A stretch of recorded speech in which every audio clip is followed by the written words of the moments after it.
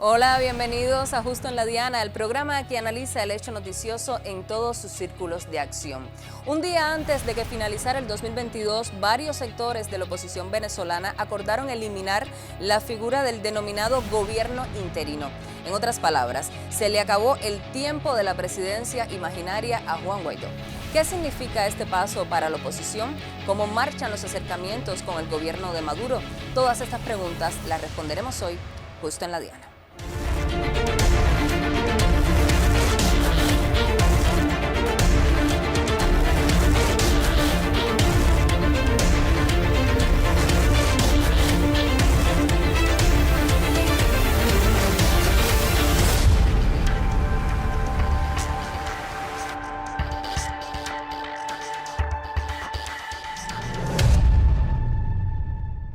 Se autoproclamó presidente.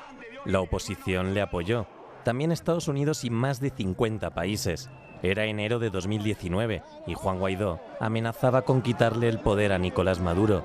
Pero el efecto se fue diluyendo y finalmente la Asamblea Nacional Paralela, vigente en la sombra con los legisladores de 2015, ha decidido acabar con el interinato.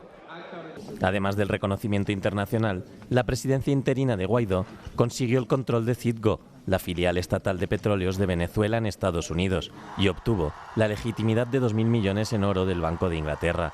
Pero nunca consiguió culminar sus promesas como convocar elecciones libres o ejercer un poder real dentro de Venezuela. Por el contrario, los escándalos de corrupción erosionaron la credibilidad. Esto se produce en plenas negociaciones entre el gobierno de Maduro y la oposición, con las elecciones de 2024 como telón de fondo y con un acercamiento internacional a Maduro, desde su homólogo colombiano Gustavo Petro, pasando por Estados Unidos y hasta Emmanuel Macron, presidente de Francia. Bueno, como ustedes saben, en el año 2019, sin éxito, Estados Unidos intentó un gobierno paralelo y se autoproclamó Juan Guaidó como supuesto presidente interino. Ya los partidos políticos que lo apoyaban, es decir, Acción Democrática, Nuevo Tiempo y Primero Justicia, que conformaban el G4 conjuntamente con Voluntad Popular, que es el partido de Juan Guaidó y de Leopoldo López, le dijeron hasta aquí llegó tu show. Pero ¿qué es lo que le preocupa a Juan Guaidó? Precisamente el manejo de los recursos robados en el exterior. Y esto es lo que él aclaró y dice que no se trata de él y que no es algo personal. Pero Estados Unidos resulta ser que reveló que él precisamente tenía una firma personal. Pero vamos a escuchar primero a Juan Guaidó y después al secretario de Estado de Estados Unidos para el hemisferio occidental sobre este punto. Venezolanos. No es que esos activos son de una persona, los maneja Juan Guaidó, como se ha intentado decir, en lo absoluto. Es que la legitimidad constitucional de la presidencia encargada permite que esos activos estén protegidos, lejos del régimen, y esa institucionalidad es lo que se pretende acabar el día de hoy. Pero lo que menos imaginó Juan Guaidó era que el secretario de Estado de Estados Unidos para el hemisferio occidental iba a revelar que él tenía una cuenta personal y que también tenía una cuenta como supuesto presidente interino para el manejo de esos recursos. Vamos a escuchar. ¿Cuánto pesa en el reconocimiento que Estados Unidos le da a Juan Guaidó los activos de Citgo o el proceso del oro en Londres para evitar que esos activos, que esos recursos caigan en manos del chavismo? Yo creo que lo importante de recordar es, hay Juan Guaidó, la persona, y su nombre aparece en algunos documentos como persona. Hay el gobierno interino y la presidencia de un gobierno interino. Podría modificarse esa figura sin cambiar lo demás. Es una situación legal complicada. Está en un callejón sin salida, pero vamos a seguir analizando.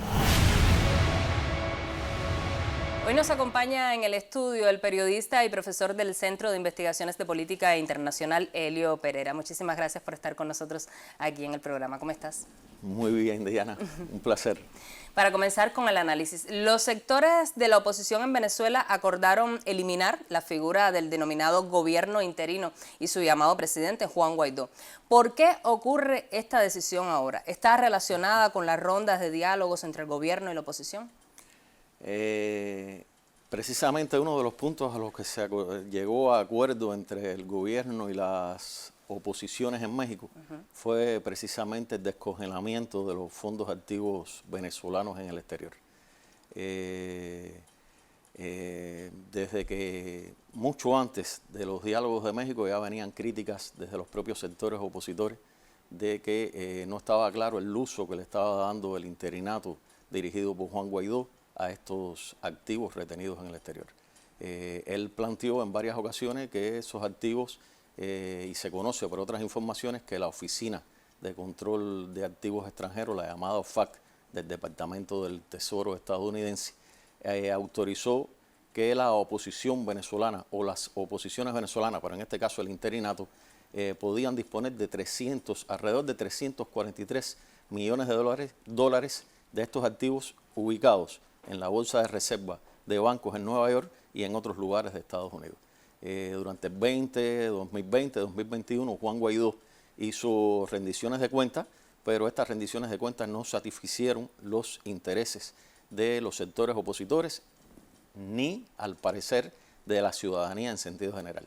Hay un elemento curioso que el primer día que se autoproclama presidente Juan Guaidó, el también opositor Enrique Capriles se siente muy eufórico ante las cámaras de la televisión, lo felicita, y apenas unos meses después, precisamente por este motivo de aparente corrupción con estos fondos, pues empieza a criticarlo.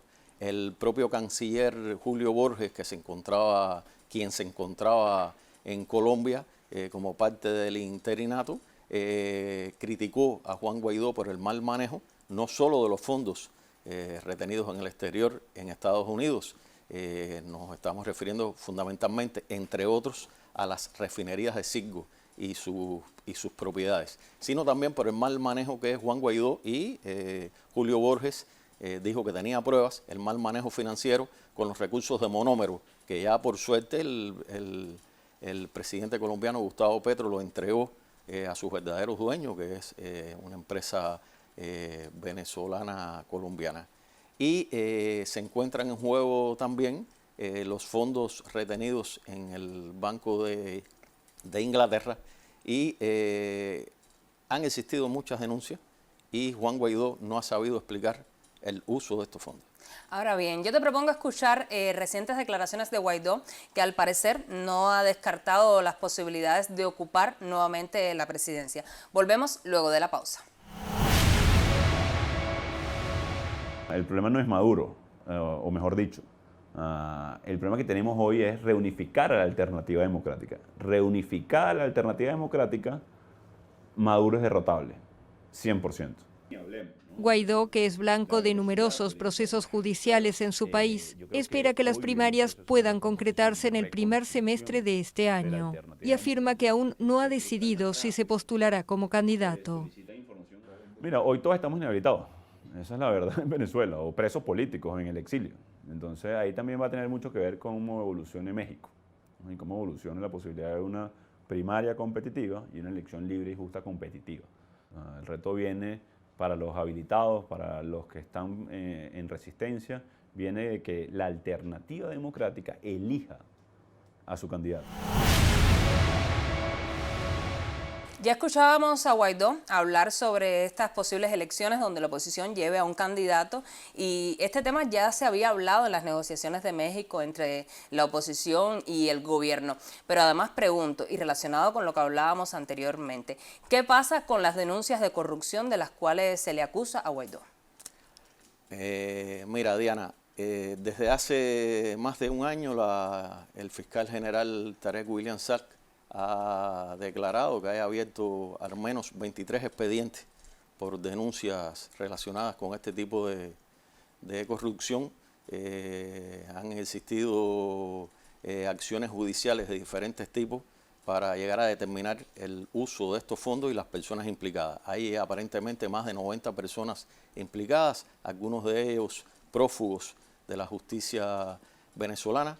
¿Qué pasará con esta investigación de corrupción alrededor de la figura de Juan Guaidó? Bueno, me imagino que forme parte de estas investigaciones, y el resultado de ellas dará si se toma alguna medida judicial contra Guaidó o no. Lo cierto es que en las últimas informaciones se revela que las 3 personas que ocuparon recientemente el cuerpo de dirección del interinato también están sometidas a delitos por alta traición y apropiación indebida, junto con el que te mencionaba anteriormente, el llamado canciller del interinato, Julio Borges, entre otros opositores y no que se han prestado para manejar de manera indebida, al parecer, estos fondos venezolanos. Maduro ha denunciado que Estados Unidos sigue sin cumplir su parte del descongelamiento de las cuentas venezolanas en el exterior. ¿Por qué Washington no está cumpliendo con los acuerdos? Mira, en otros programas aquí mismo hablando de este tema hemos dicho, y vale la pena reiterar, que los mecanismos de sanciones por parte de Estados Unidos es un mecanismo de presión, hasta de chantaje político. Hemos utilizado los términos de coerción para referirse a estos mecanismos. No solo Estados Unidos no ha esclarecido cómo cumplir con estos fondos, sino que también ha imposibilitado los buenos deseos, quizás, que tengan determinados sectores de la oposición por resolver esto. Porque se aprecia que en las conversaciones Gerardo Bley, el jefe de la delegación opositora, en varias ocasiones ha dicho que precisamente se ha mostrado satisfecho y contento con estos acuerdos con el gobierno para tratar de liberar estos fondos. Pero al parecer el propio Maduro, ante la entrevista con Ignacio Ramonet y en su rendición de cuentas, también se refirió a que ha habido trabas, acciones que han impedido que se materialice este importante acuerdo que va dirigido, sobre todo, fíjate qué curioso, esto es un acuerdo que no podemos verlo solamente entre gobierno y oposición. Tenemos que detenernos por unos momentos, aunque sea, a pensar que el cumplimiento de este acuerdo va dirigido al mejoramiento de las condiciones de vida de la ciudadanía venezolana en general. Entonces, yo soy de los que piensan que si la oposición no destraba la manera de solucionar estos acuerdos, y si Estados Unidos, ya sea a través de Brian Nicholson, que fue el que dijo que no apoyaba al interinato, pero sí a la Asamblea, o a través de otro vocero del gobierno estadounidense, si no se destraba esta posibilidad de cumplir con este acuerdo, pues entonces pudiera una vez más ponerse en juego el diálogo, las conversaciones en México entre el gobierno y la oposición. Yo recuerdo las palabras en varias ocasiones de Jorge Rodríguez, el presidente de la delegación por la parte del gobierno, diciendo que detrás de todo esto con los activos hay manos macabras tratando de obstaculizar. Cuando dice manos macabras, enseguida pienso en sectores reaccionarios de la derecha o de la ultraderecha estadounidense, europea e internacional en sentido general. Además, estamos hablando de las cuentas que le pertenecen al gobierno y a la nación de Venezuela. El hecho de que estén ubicadas en bancos fuera de fronteras no significa que no le pertenezcan. Estamos hablando ya de una violación de derechos internacionales, por supuesto. Exactamente, hay un irrespeto total a los principios del derecho internacional, y hay que tener en cuenta también una cosa. El acuerdo entre los 7 puntos entre la oposición y el gobierno, el acuerdo refleja alrededor de 3.000 millones de dólares a 5.000 millones de dólares. De esta cantidad, entre 3 y 5.000 millones de dólares, 1.000 millones irían a la compra de vacunas, insumos en el área de salud, y otros 1.000 millones a la mejora de la infraestructura venezolana, el sistema eléctrico y otras. Y el resto de estos millones iría a satisfacer los intereses de la depauperada, aunque creciente, gracias al esfuerzo del gobierno y de la propia oposición, economía venezolana. Ahora, no son solo esos los fondos retenidos. Venezuela tiene retenido en el exterior aproximadamente entre 24.000 millones de dólares a 30.000 millones de dólares. Y lo que se ha llegado a acuerdo entre el gobierno y la oposición son estos, apenas como máximo, estos 5.000 millones. Habría que ver qué sucede en meses posteriores con el resto del dinero. Te propongo hacer otra pausa. Estamos analizando el escenario político en Venezuela luego de la salida de Juan Guaidó como presidente autoproclamado. Siga con nosotros, esto es Justo en la Diana. Las sanciones impuestas por Estados Unidos y la Unión Europea a Venezuela procuran, a través de la presión, un cambio en la dirección del gobierno. Estas medidas coercitivas han influido en el deterioro de la economía y en la situación social del país, incrementando así la polarización entre los seguidores del gobierno y la oposición. Desde el año 2014, Washington ha aplicado al gobierno venezolano más de 927 medidas contra organismos del Estado, la industria petrolera y las finanzas del país. El gobierno estadounidense, en su intento para impedir que Venezuela pueda realizar transacciones financieras y comerciales en el extranjero, congela sus activos internacionales y prohíbe a los estadounidenses y sus socios hacer negocios con Caracas. Además, bloquea las transacciones relacionadas con propiedades en Estados Unidos y sobre operaciones con el oro venezolano congelado en el Banco de Londres. Prohíbe también la participación accionaria en entidades empresariales donde el gobierno venezolano tenga una participación al menos del 50%. Por otro lado, impide la transacción y financiamiento con la moneda digital Petro. Desde el año 2017, también la Unión Europea aplica sanciones a Venezuela. De esta forma, impide el ingreso a su territorio de personas allegadas a Maduro y prohíbe la exportación de armas y equipamiento militar a la nación sudamericana. En los últimos 8 años, con la aplicación de estas sanciones, han despojado a Venezuela de 411 millones de dólares al día, según refirió el presidente Maduro en una reciente intervención. Por ejemplo, con solo la caída del 99% de los ingresos petroleros, el país perdió 232.000 millones de dólares el año pasado. Las sanciones agudizan la crisis económica e infligen graves daños en la alimentación, la salud y la vida, especialmente de sectores más vulnerables de la sociedad venezolana. Ante esta situación, el gobierno de Nicolás Maduro ha buscado en Rusia y China aliados incondicionales. Recientemente, ambos gobiernos firmaron 11 acuerdos bilaterales en materia de energía, transporte marítimo, lucha antidroga y salud pública. Estas disposiciones, que se suman a otras 315, son parte de las nuevas líneas estratégicas que definirán la cooperación entre Rusia, China y Venezuela en los próximos 10 años. Está claro que estas medidas no se levantarán en un futuro cercano, pese a las reiteradas peticiones del mandatario Nicolás Maduro. Busquemos y encontremos un destino común para Venezuela, una meta común para Venezuela, y esa meta común debe ser decir en una sola voz: basta ya de sanciones. Gobierno de Joe Biden, levanta todas las sanciones criminales contra la República Bolivariana de Venezuela. Ya basta ya de sanciones criminales.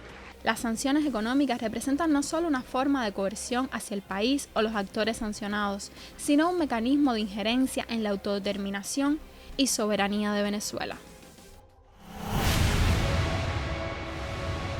Regresamos con el análisis. Elio, recientemente ha habido protestas en Venezuela de algunos sectores que están pidiendo mejoras salariales. ¿Cuáles son las condiciones que están marcando actualmente la economía en Venezuela? Diana, la CEPAL dio un aproximado de un crecimiento económico para la América Latina y el Caribe en sentido general de alrededor de un 1.8% en el 2022. Y, sin embargo, vio con posibilidades reales de que la economía venezolana ascendiera a un 5% del PIB anual. La economía venezolana está dada por una hiperinflación que viene desde el bloqueo económico arreciado desde el 2015, de manera inteligente entre la oposición y el gobierno y la ciudadanía en general. El equipo de gobierno de Nicolás Maduro ha sacado adelante la economía, la inflación ha bajado ostensiblemente, todavía no a los niveles en que estaba, por ejemplo, en el 2012, pero poco a poco se ha ido reactivando esta economía venezolana. Ha aumentado la producción petrolera, no solo ha aumentado la producción petrolera con los recursos a nivel nacional, sino que han apostado por un multilateralismo que es consecuente con la política que viene siguiéndose en Venezuela desde el gobierno de Chávez, por el aumento del intercambio económico y comercial con las diferentes potencias, entre ellas China y Rusia. Por ejemplo, un ejemplo que se me ocurre ahora en el área petrolera, fijando la tasa del precio del barril en $100, se le da un descuento de 30 a 35 dólares a China, y esto posibilita, es una ganancia para la nación asiática y para Venezuela, y posibilita aumentar con creces la producción y la distribución y adquisición de petróleo. Sin embargo, estos índices que tú me estás mencionando son a niveles macro, pero todavía a lo interno de la sociedad no se ve ese aumento de salario o ese poder de acceso a los productos de primera necesidad, y por eso estamos viendo algunas protestas en algunos puntos. En la entrevista con Ignacio Ramonet y más recientemente en la rendición de cuentas del presidente Nicolás Maduro, ha dicho que hay problemas pendientes como atender el asunto del salario, sobre todo en el sector público y con los jubilados, y que esto se va a resolver. El presidente Maduro ha hecho referencia a iniciativas tales como 1 por 10 hacia el buen gobierno, y hace pocas horas proclamó la política de dirigir en las comunas y en las parroquias, o sea, en los niveles organizacionales de base, la política de las 7 líneas con el gobierno y por el gobierno. O sea, esto hay que tener en cuenta, como ha explicado el presidente Nicolás Maduro, que ante el férreo bloqueo de Estados Unidos, ante las medidas coercitivas unilaterales procedentes de Estados Unidos, de la Unión Europea, pues ha costado trabajo reactivar la economía. La vicepresidenta Delcy Rodríguez ha dicho en varias ocasiones que lleva a punta de lápiz a diario la economía venezolana y que todo está pensado para que el pueblo venezolano, la ciudadanía venezolana en sentido general, opositores o no, pues se sientan retribuidos con la actitud política del gobierno. Ahora ya para finalizar, de cara a las próximas elecciones primarias, ¿consideras que puede verse movimientos diferentes de parte de la oposición con otros candidatos? Sí, mira, actualmente, y el presidente Nicolás Maduro hacía referencia a esto, se habla de oposición venezolana, pero en relación, en relación con esto no podemos hablar de oposición, hay que hablar, y reiteramos, de oposiciones en Venezuela. Sí, porque son diferentes partidos con diferentes intereses. Diferentes partidos e incluso movimientos sociales que no obedecen a una afiliación política determinada. Es clásico que, derivado de una elección regional como la que acaba de suceder el 21 de noviembre del 2021, pues si nos atenemos a la historia de este tipo de elecciones, muchos de estos movimientos sociales después logran una tarjeta para candidatearse a las elecciones presidenciales. Actualmente las oposiciones venezolanas se agrupan fundamentalmente en 3 núcleos fundamentales. La Alianza Democrática, la Plataforma Unitaria y la llamada Alianza del Lápiz, que ha creado rechazo en la propia oposición porque no se nuclea alrededor de ninguna de estas oposiciones y que de hecho está en contacto con el gobierno, tanto la Plataforma Unitaria como esta Alianza del Lápiz. Esta Alianza del Lápiz, entre las cosas interesantes que tiene, por ejemplo, es tratar de que Venezuela ingrese en la Organización Iberoamericana para la Educación, la Ciencia y la Cultura, entre otras reivindicaciones. Sí veo, hay que esperar a las elecciones primarias de la oposición, que está previsto hasta ahora que se celebren en junio de este año. Habría que ver cómo maniobran las oposiciones, porque hay un problema histórico desde el triunfo del presidente Chávez, que es que no logran articular los objetivos de las oposiciones y no logran buscar una figura que aglutine todos esos objetivos. Todos esos objetivos. Así es. Habrá que esperar la evolución de la situación política en el país en los próximos meses. Así es. Por lo pronto ya tenemos fuera del gobierno a un presidente que nunca fue presidente, pero que bueno, se lo creyó durante 4 años. Pero no descartar de que este llamado presidente interino pudiese buscar que se le cese la inhabilitación política que tiene desde el año 2019, precisamente inhabilitación política que tiene porque se negó a declarar sus ingresos fiscales. Esto se relaciona con lo que hablábamos anteriormente de la corrupción. Y algo que tenemos que tener pendiente, presente en este asunto de la corrupción. Este asunto de la corrupción traspasa la frontera venezolana. No solo se ponen en juego autoridades, empresarios en Estados Unidos, sino se ponen en juego autoridades bancarias como es el Banco de Londres, que es uno de los 39 bancos de resguardo de activos de fondos internacionales de mayor prestigio en el mundo, y que las propias autoridades del banco han dicho que estos fondos pertenecen al gobierno electo de Nicolás Maduro, que fue el que fundamentalmente hasta el 2009 colocó estos fondos en el Banco de Londres. Sin embargo, la política del anterior mandatario Boris Johnson impedía que esto se hiciera efectivo. Hay que ver cómo se maniobra desde el punto de vista de la Unión Europea. Uno de los objetivos que se trazó el interinato fue el pronto reconocimiento de la opinión internacional. 56 países, entre ellos 11 del área latinoamericana y caribeña, dieron su visto bueno al interinato.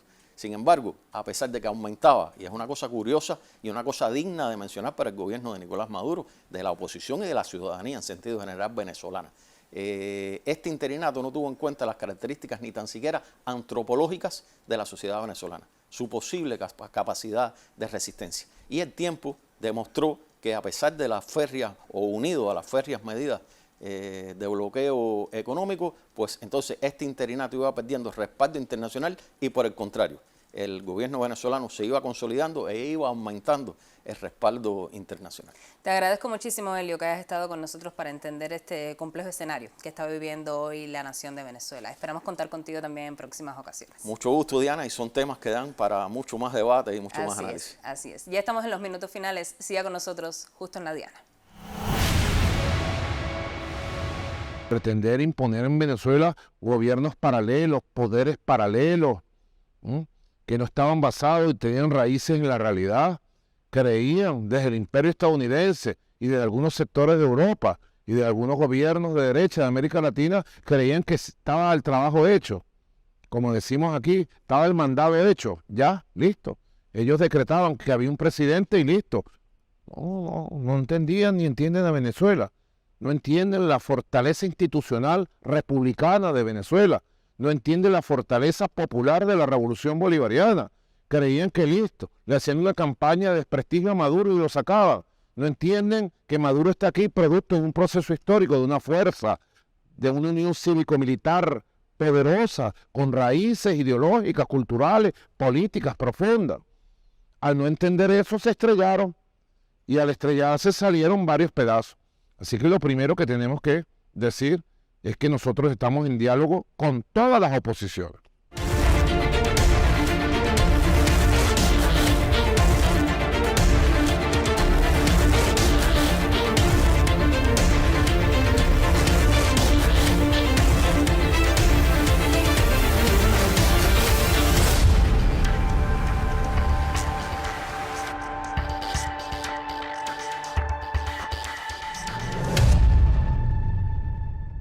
Al exdiputado opositor Guaidó no le sirvió todo el apoyo de Estados Unidos ni de otros países que se sumaron al coro de reconocerlo como presidente para mantener ese supuesto estatus. Un gobierno interino que no decidía nada en Venezuela, pero que sí tenía potestades para mandar sobre el oro de Venezuela guardado en el Banco de Londres, mientras apoyaba más sanciones para su propio país. Luego de 4 años se le acabó la novela Guaidó y se demostró que la Casa Blanca tendrá que esforzarse un poco más cuando vaya a escoger otro líder para sus planes. Lo espero el próximo jueves a las 9:30 de la noche para analizar un hecho noticioso en todos sus círculos de acción. También nos puede ver los viernes a las 10 de la mañana y los sábados a las 5:30 de la tarde. Si se perdió alguno de nuestros programas anteriores, siga nuestro canal en YouTube y allí podrá encontrarlos. Estamos también en Twitter y Facebook. Al final, como siempre les digo, tendrán los elementos que necesitan para poner el dardo justo en la diana.